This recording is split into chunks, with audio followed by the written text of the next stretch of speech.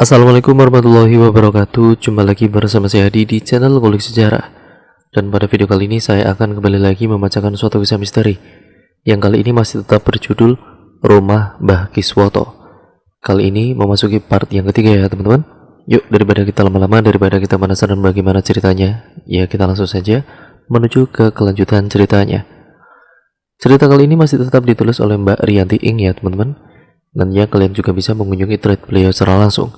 Yuk mari langsung saja kita mulai lagi kelanjutan ceritanya.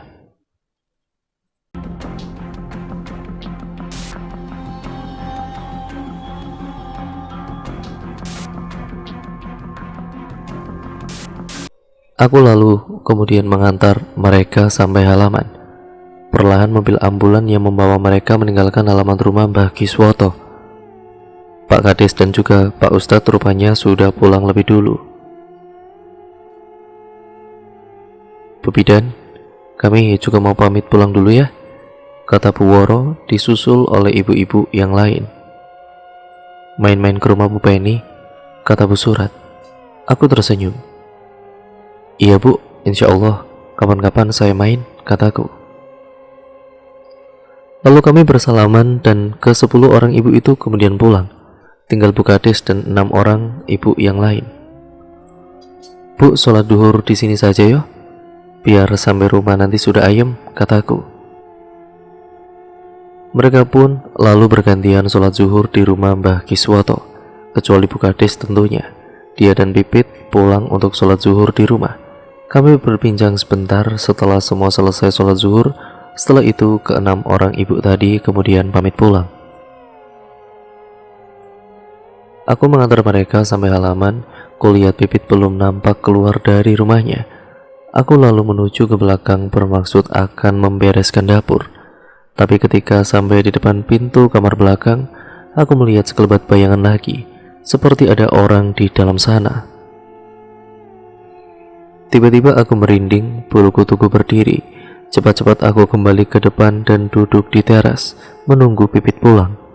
Aku bernapas dengan lega saat melihat Pipit keluar dari rumahnya dan berjalan menuju ke arahku. Tapi tiba-tiba dia menghentikan langkahnya ketika sampai di halaman rumah Mbah Kiswoto.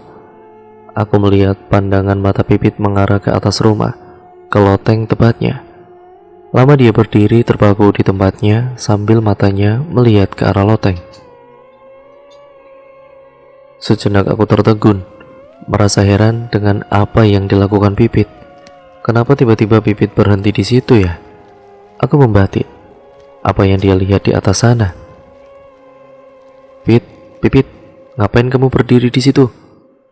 Aku berteriak, tapi rupanya Pipit tidak mendengar. Dia bergeming sambil matanya masih melihat ke arah loteng. Dengan rasa penasaran, aku lalu beranjak dari duduk dan berjalan menghampiri Pipit. Pit, ngapain kamu malah berdiri di sini? Tanyaku sambil menepuk pundaknya. Pipit kemudian terkejut. Lalu tiba-tiba dia memelukku dengan erat. Tubuhnya bergetar seperti orang yang ketakutan.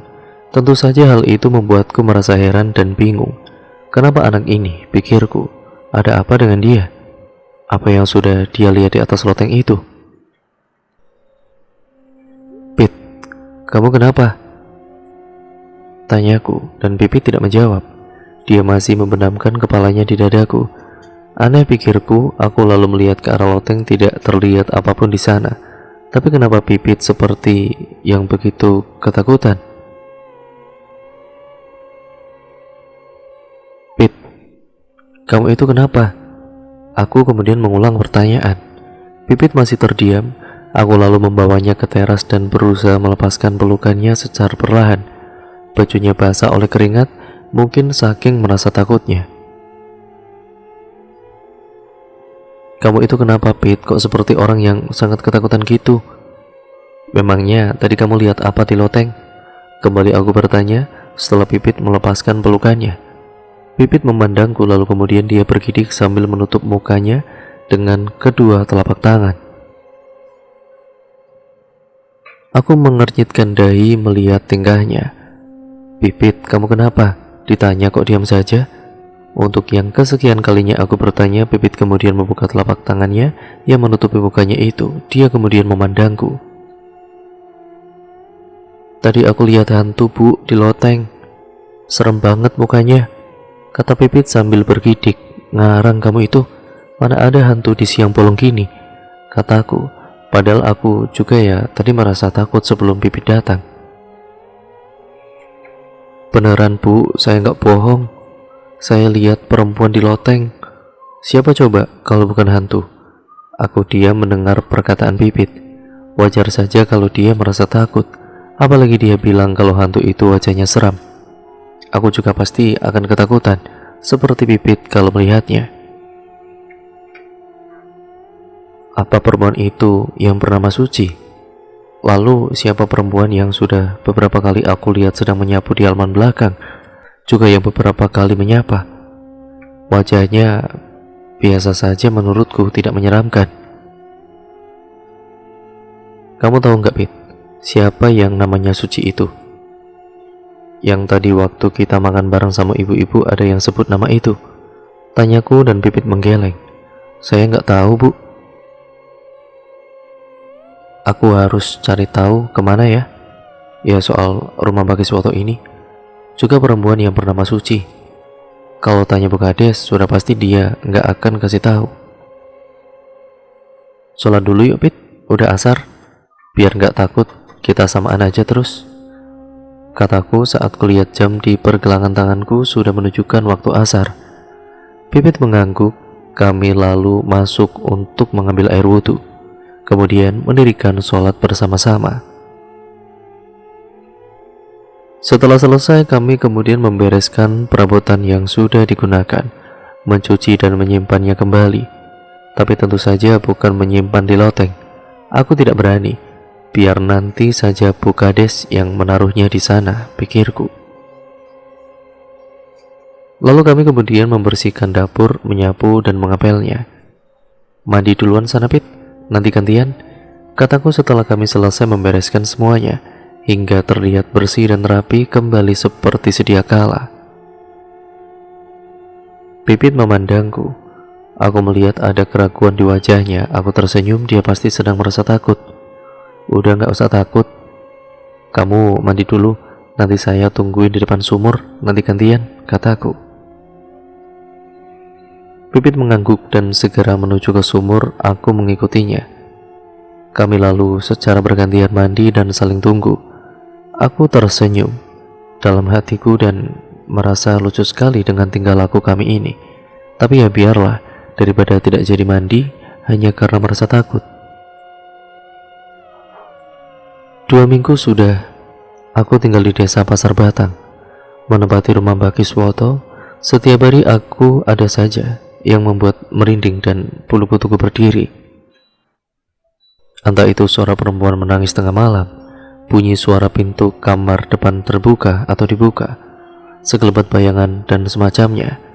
Tapi selama ini aku belum pernah melihat sosok yang asli seperti yang pernah dilihat oleh Pipit.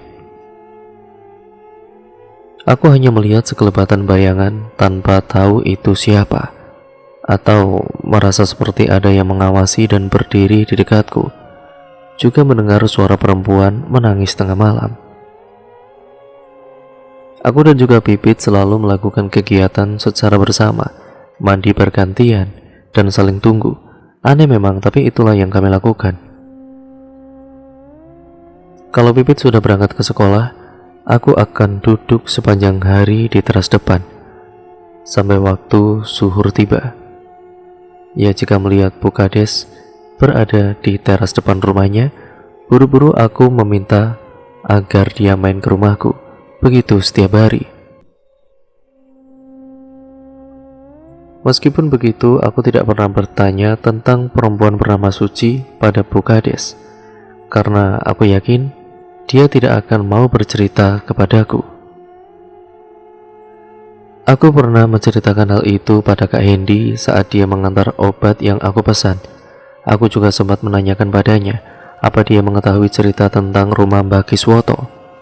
Tapi dia tidak pernah mendengar cerita apapun. Ya wajar sih, karena jarak Puskesmas Sumber Waras dengan desa Pasar Batang memang lumayan jauh. "Bu Bidan, saya mau suntik KB," kata Bu Leki suatu hari. Dia datang naik motor, diantar oleh anaknya yang waktu itu mengantarkan barang belanjaanku. Aku lalu mempersilahkan Bu Leki masuk ke kamar depan, sementara anaknya menunggu di teras depan. "Bu Bidan, kerasan tinggal di rumah ini?" tanya Bu Leki setelah aku selesai memberikan pelayanan. Aku tersenyum menanggapi pertanyaan Bu Leki. Aku tahu ke arah mana pertanyaan itu. Kebetulan sekali, aku bisa menanyakan tentang sosok perempuan bernama Suci tanpa harus basa-basi terlebih dahulu. "Apa yang Bu Leki tahu soal perempuan bernama Suci, Bu?" tanyaku langsung. Bu Leki menatapku, mungkin dia heran dari mana aku tahu nama itu. Waktu acara selamatan rumah ini, Bu Endang menyebut nama Suci, tapi waktu saya tanya siapa Suci, nggak ada yang mau jawab. Bikin saya penasaran, kataku. Bu Leki menarik napas panjang. "Suci itu anak mantunya Mbak Kiswoto." Dia belum selesai Bu Leki meneruskan kalimatnya, anak Bu Leki berteriak-teriak di depan pintu, seperti orang ketakutan. "Mak, Mama, ayo pulang buruan, Mak." Aku dan juga Bu Leki segera menuju ke depan. Anak Bu Leki ternyata sudah duduk di atas jok motor dan menghidupkan mesin motornya. "Ayo buruan pulang, Mak," teriak anak Bu Leki. Aku dan juga Bu Leki saling berpandangan. Bu Leki kemudian buru-buru naik di jok belakang motor anaknya. Setelah pamit dan membayar jasa medis, mereka lalu meninggalkan halaman rumah Mbah Kiswoto. Apa yang baru saja aku lihat sungguh sangat membuat penasaran. Kenapa anak Bu Leki seperti ketakutan seperti itu? Apa dia juga melihat sosok hantu di loteng seperti yang dilihat oleh Pipit? Tadi Bu Leki bilang kalau Suci itu anak menantu Mbah Kiswoto. Lalu ada apa dengan dia? Apa yang sudah terjadi dengan Suci? Apa perempuan yang beberapa kali aku lihat sedang menyapu itu yang namanya Suci? Aku menarik nafas panjang. Terlalu banyak misteri di rumah ini ternyata, yang tentu saja hal itu membuatku merasa sangat penasaran. Sedangkan semua orang sepertinya menutup mulut akan peristiwa itu, enggan untuk menceritakan kejadian yang sebetulnya. Aku kemudian duduk di teras depan menunggu Pipit pulang sekolah. Agak takut juga aku kalau harus diam di dalam rumah sendirian. Setelah beberapa kali mengalami kejadian aneh dan melihat orang yang tiba-tiba seperti ketakutan saat melihat ke rumah Mbak Kiswoto, meskipun aku sendiri belum pernah melihat seperti apa bentuk makhluk tidak kasat mata yang membuat mereka merasa ketakutan. Tidak lama berselang nampak sebuah mobil bak belakang memasuki halaman rumah. Sepertinya mobil proyek. Terlihat dari bentuknya yang agak kurang terawat, jelek dan kotor. Terlihat dua penumpangnya itu laki-laki, tua dan juga muda. Mereka lalu turun dari mobil dan berjalan menuju ke arahku. Aku mengernyitkan dahi karena belum pernah melihat mereka sebelumnya. Saat selamatan rumah Mbak Kiswoto kemarin pun, aku tidak pernah melihat mereka datang. "Mau tanya, Bu, apa benar Bu Bidan tinggal di rumah ini?" tanya si laki-laki tua setelah mereka berada di teras. Belakangan aku tahu dia bernama Pak Roni. Logat bicaranya khas orang daerah suku pribumi, bukan pendatang seperti Pak Kades dan masyarakat desa Pasar Batang. Aku mengangguk. "Iya benar, Pak. Saya bidan yang menempati rumah ini. Ada yang bisa saya bantu?" tanyaku. "Ini mau berobat, Bu. Si Udin ini sudah 2 hari badannya panas. Enggak mau makan dia, jadi nggak bisa kerja. Padahal kita orang kan harus selesaikan proyek secepatnya," kata Pak Roni dengan logat daerah yang kental sembari menunjuk ke laki-laki di sebelahnya yang mungkin umurnya sekitar 20 tahun. Aku lalu mempersilahkan mereka masuk ke ruang periksa, meskipun sebetulnya tupoksi atau tugas pokok dan fungsi ya aku ini kan sebagai seorang bidan, bukan untuk memberikan pengobatan. Tapi Pak Warno kan pernah bilang Dokter Ahmad mengizinkan kami para tenaga medis atau tenaga kesehatan yang bertugas di wilayah kerja Puskesmas Sumber Waras untuk memberikan pertolongan dan pengobatan dasar kepada orang yang membutuhkan. Hal itu dikarenakan lokasi fasilitas kesehatan yang jauh dan sulit dijangkau dalam waktu cepat oleh masyarakat. Namun jika sekiranya kami tidak bisa menangani, kami tetap harus melakukan rujukan ke rumah sakit terdekat, sesuai dengan petunjuk dari Dr. Ahmad selaku pimpinan Puskesmas Sumber Waras tentunya. Setelah melakukan pemeriksaan juga menanyakan tentang apa yang dirasakan dan bagaimana awal terjadinya, aku lalu mengambil kesimpulan kalau Udin menderita gejala sakit tifoid atau tipes, yaitu suatu penyakit bakteri menyebar melalui makanan dan air yang terkontaminasi atau kontak dekat. Mungkin karena suka telat makan dan terlalu capek, Pak. Bisa juga terlalu banyak makan pedas, jawabku. Saat Pak Roni menanyakan kenapa bisa terjadi hal itu pada Udin. Aku kemudian memberikan obat dan memberitahu aturan makannya. Aku juga menganjurkan agar Udin sebaiknya makan bubur tawar dulu dan jangan makan makanan yang keras juga pedas. Kalau dalam waktu 3 hari panasnya nggak turun, tolong Bang Udin dibawa ke sini lagi ya Pak. Nanti saya buatkan surat rujukan ke Puskesmas Sumber Waras biar diperiksa Dokter Ahmad di sana, pesanku pada Pak Roni. Baik Bu, mudah-mudahan sembuh Bu Bidan, biar nggak jauh-jauh berobat ke Puskesmas Sumber Waras.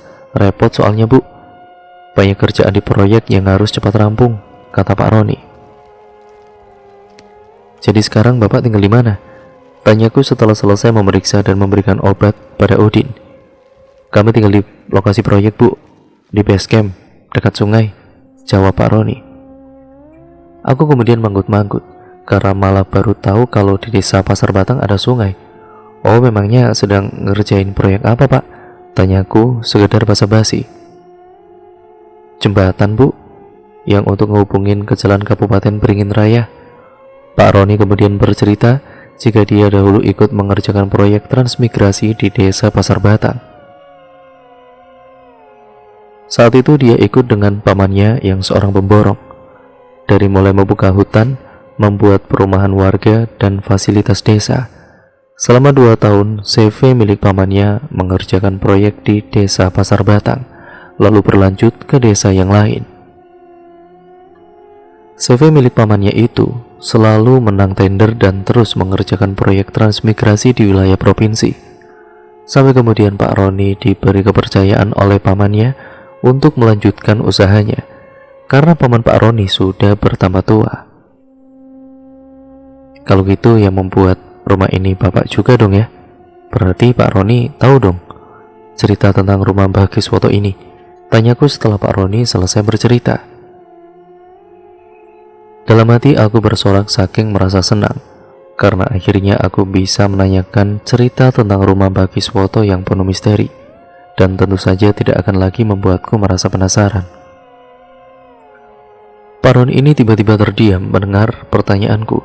Wajahnya menunjukkan keterkejutan, terlihat sekali, karena aku sempat memperhatikan dia nampak salah tingkah. Udin yang mungkin menyadari akan hal itu segera mengajak Pak Roni pulang. Mereka berbicara dengan bahasa daerah yang aku tidak mengerti apa arti dari yang mereka bicarakan. Namun dengan Udin menarik tangan Pak Roni, aku bisa menyimpulkan kalau dia sedang mengajak Pak Roni untuk pulang. Bu Bidan, maaf, saya harus segera kembali ke base camp. Lain waktu saja kita bercerita. Ini si Udin juga biar cepat istirahat, biar cepat sembuh dan bisa kerja lagi, kata Pak Roni dengan tersenyum yang dipaksakan.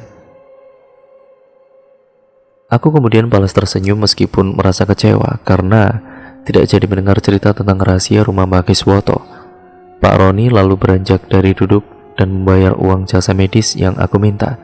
Setelah itu Pak Roni dan Udin pamit untuk pulang.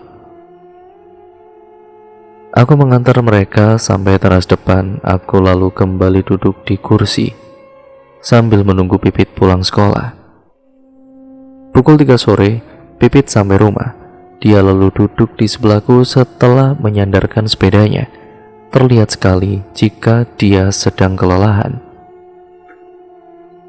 "Minum dulu, Pit, biar capeknya sedikit hilang," kataku. Pipit lalu mengeluarkan botol minuman dari dalam tasnya. Dia lalu meminum sampai tidak tersisa. "Pit, kamu tahu nggak di mana ada sungai di sini?" "Tahu, Bu, di sana," kata Pipit sembari jari telunjuknya menunjuk ke suatu arah. "Jauh nggak dari sini?" "Agak jauh, Bu." "Bu Bidan mau ke sungai?" "Iya, kamu mau kan nganterin?" "Iya mau, Bu. Kapan, Bu?" "Besok aja gimana? Kamu kan besok libur tuh. Jadi kita bisa ke sana pagi-pagi biar nggak panas. Pulangnya juga biar masih pagi, sebelum zuhur."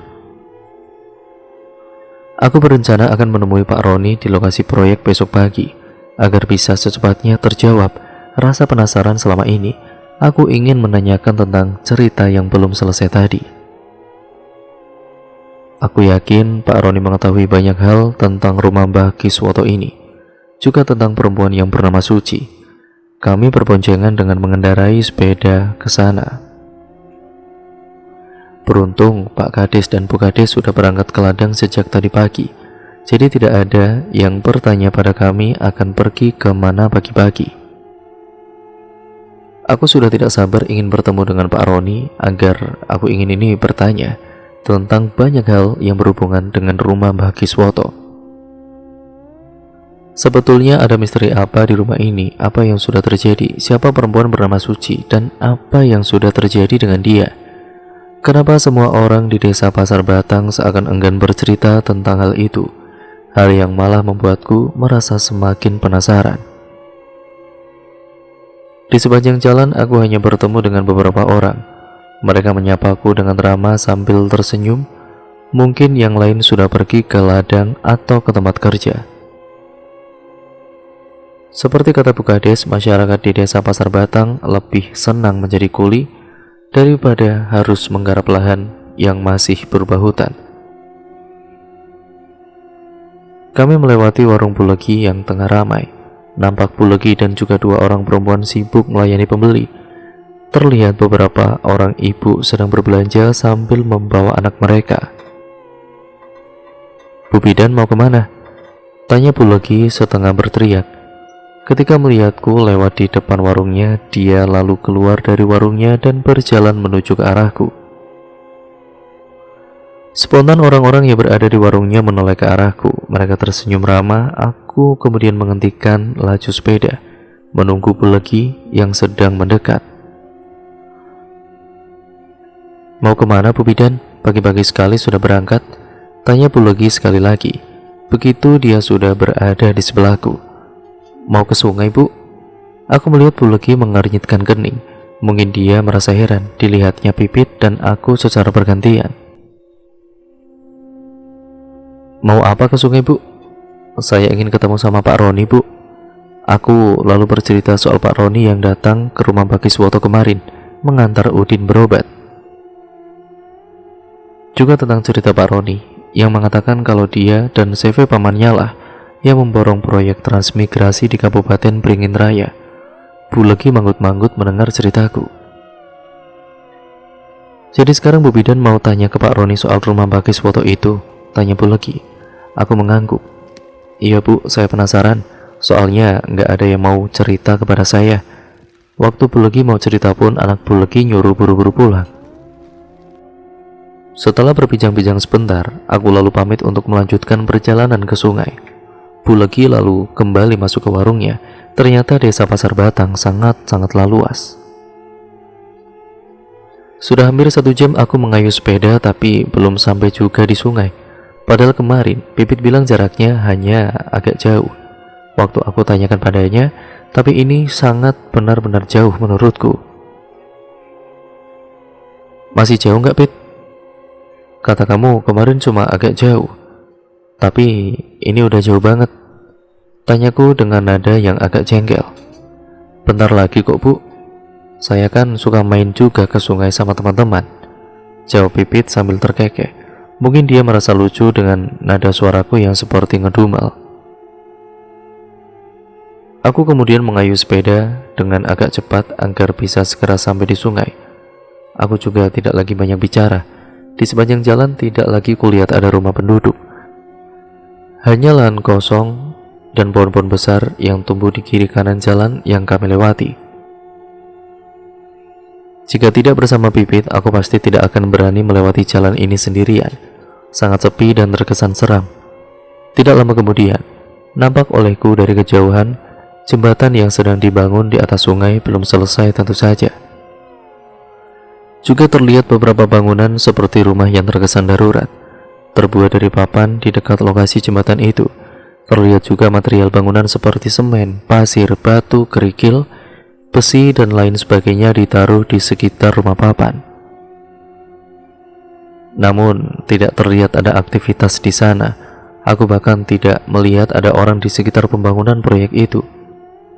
Benar-benar sepi, tapi aku melihat ada mobil proyek yang dipakai Pak Roni kemarin terparkir di antara bahan material bangunan.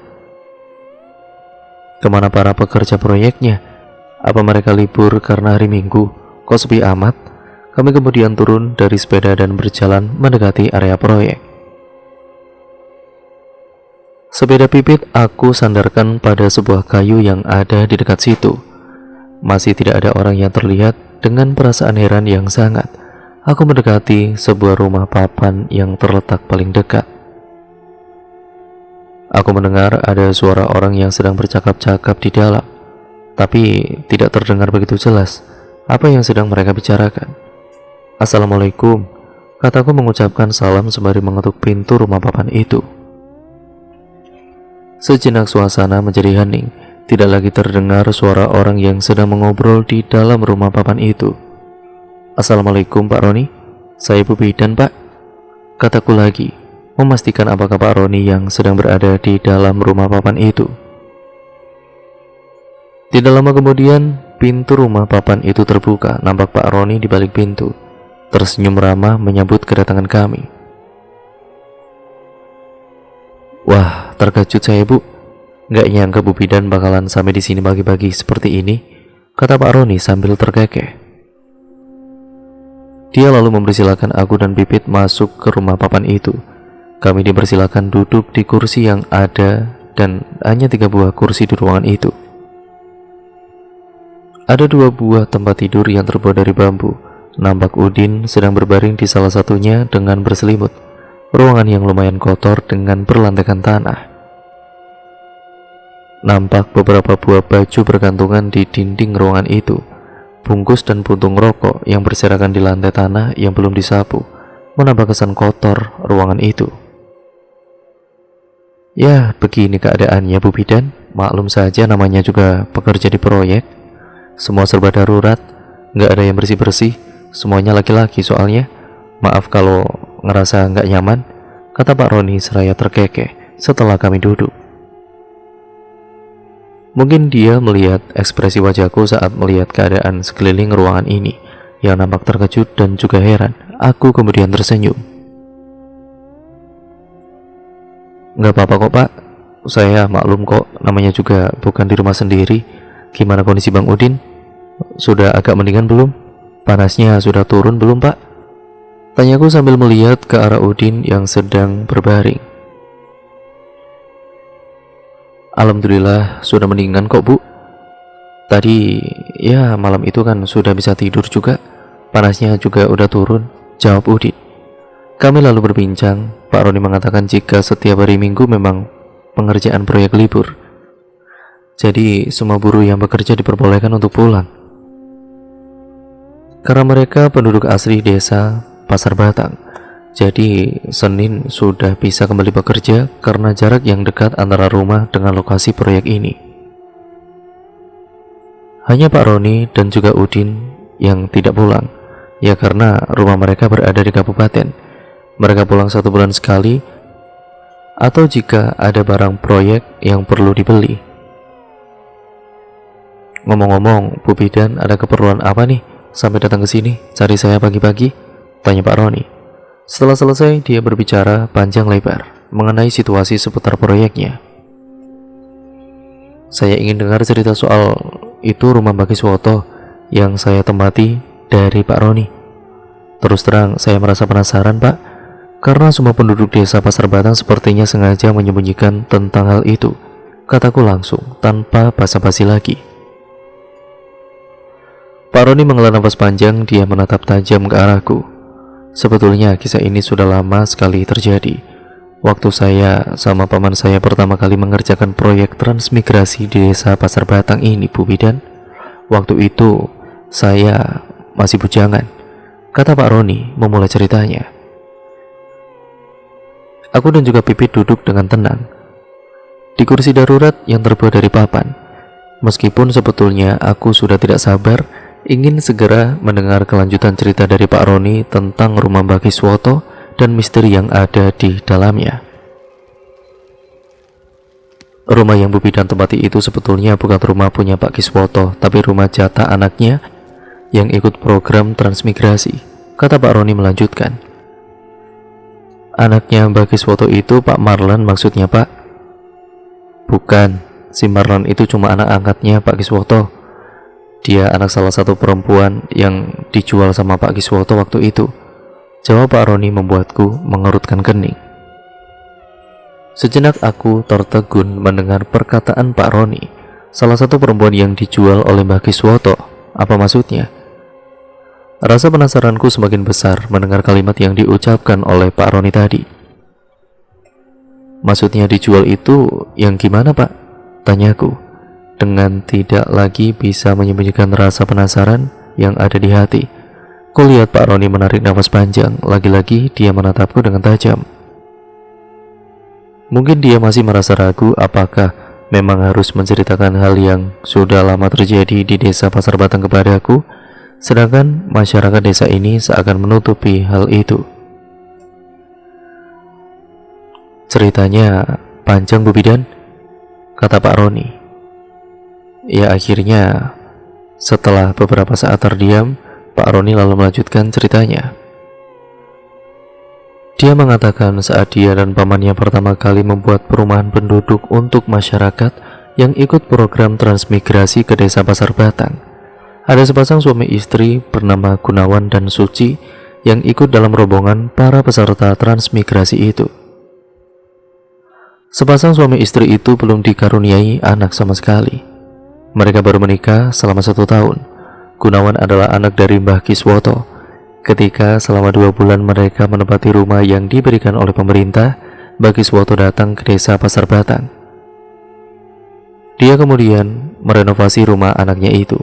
Dia membawa beberapa orang tukang langsung dari kabupaten untuk merenovasi rumah Pak Gunawan. Bangunan rumah awal itu direnovasi total menjadi jauh lebih besar dari rumah sebelumnya. Rumah itu dibuat mempunyai loteng, meskipun masih tetap menggunakan papan sebagai dindingnya. Lantainya yang awalnya berupa tanah dibuat menjadi lantai semen. Bangunan yang tadinya hanya memiliki 2 buah ruangan untuk kamar tidur dan dapur, dibuat menjadi memiliki 3 buah kamar tidur dengan beberapa buah ruangan yang lain. Ada ruang tamu, ruang tengah, dan dapur yang ukurannya lumayan besar. Sumur dan kamar mandi pun tidak lupa pula direnovasi. Perabotan seperti meja, kursi, lemari pakaian, buffet, tempat tidur semua didatangkan dari kabupaten.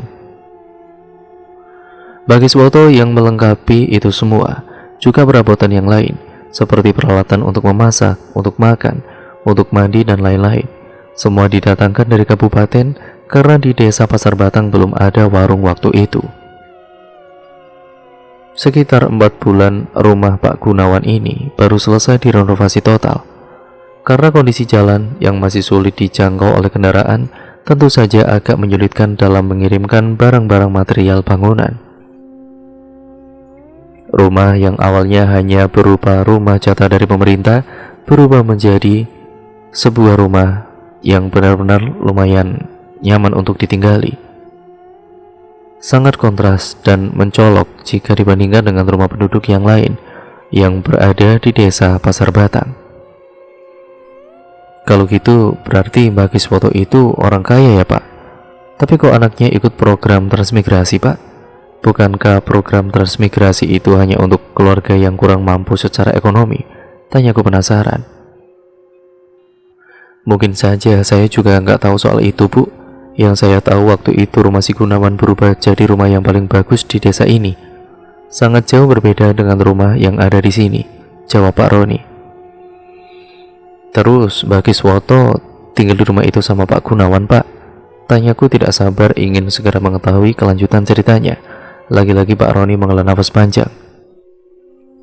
Iya, dan ternyata Pak Kiswoto sudah punya rencana lain di balik itu semua. Pak Kiswoto memang sudah merencanakan sebelumnya apa yang dia lakukan di rumah anaknya si Gunawan itu, kata Pak Roni yang lagi-lagi membuatku semakin merasa penasaran. Memangnya apa yang Mbah Kiswoto rencanakan di rumah Pak Gunawan itu, Pak? Tanyaku. Pak Roni menarik nafas dalam-dalam dan mengeluarkannya perlahan. Dia lalu mengambil sebatang rokok yang ada di atas meja, kemudian menyalakannya. Perlahan dia mulai menghisap batang rokok itu dan mengeluarkan asapnya sambil menengadahkan kepalanya.